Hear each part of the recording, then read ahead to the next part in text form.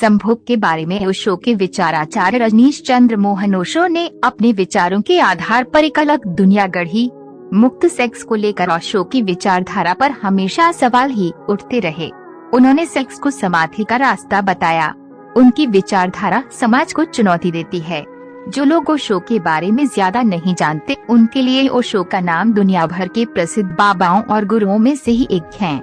उनके लिए ओशो की पहचान एक ऐसी विवादित शख्सियत की है जिन्होंने हमेशा बेरोक-टोक जीवन और मुक्त सेक्स जैसी बातों का समर्थन किया।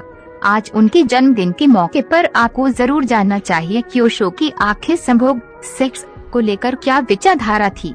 ओशो ने सेक्स को ही समाधि तक पहुंचने की सीढ़ी बता दिया। ओशो कहते हैं कि प्रेम का प्राथमिक बिंदु सेक्स ही है और जो लोग सेक्स को घृणा के नजरिए से देखते हैं वे कभी प्रेम कर ही नहीं सकते।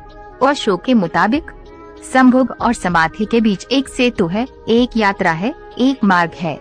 समाधि जिसका अंतिम छोर है और संभोग उस सीढ़ी का पहला सोपान है। प्रेम की सारी यात्रा का प्राथमिक बिंदु सेक्स है। ओशो ने कहा है कि हमने सेक्स को सिवाय गाली के आज तक दूसरा कोई सम्मान नहीं दिया।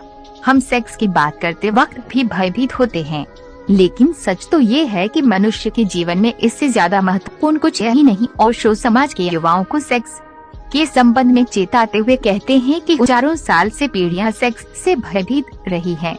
तुम भयभीत मत रहना, तुम समझने की कोशिश करना उसे, तुम बात करना, तुम सेक्स के संबंध में जो आधुनिक खोजें हुई हैं उनके बारे में पढ़ना, चर्चा करना और समझने की कोशिश करना। और शो सेक्स को जहां थकान वाला बताते हैं वहीं उसकी सबसे ज्यादा महत्व की भी बात करते हैं।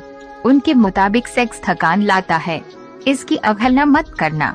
जब तक तुम इसके पागलपन को नहीं जान लेते तुम इससे छुटकारा नहीं पा सकते। प्रेम की सारी यात्रा का प्राथमिक बिंदु काम है, सेक्स है। सेक्स की शक्ति ही प्रेम बनती है।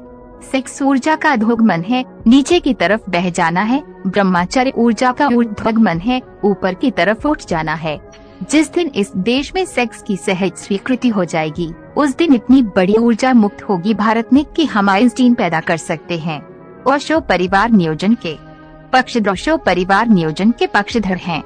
वो कहते हैं कि परिवार नियोजन की बात धीरे धीरे अनिवार्य हो जानी चाहिए। इसे किसी की स्वेच्छा पर नहीं छोड़ा जा सकता। जब दो प्रेमी संभोग करते हैं तो वे परमात्मा के मंदिर से ही गुजरते हैं। वहीं पति पत्नी के रिश्तों को वो मंदिर से जोड़ते हैं। वो कहते हैं कि पति अपनी पत्नी के पास इस तरह से जाए जैसे कोई मंदिर के पास जाता है, पत्नी अपने पति के पास ऐसे जाए जैसे कोई परमात्मा के पास जाता है। क्योंकि जब दो प्रेमी संभोग करते हैं तो वास्तव में वे परमात्मा के मंदिर से ही गुजरते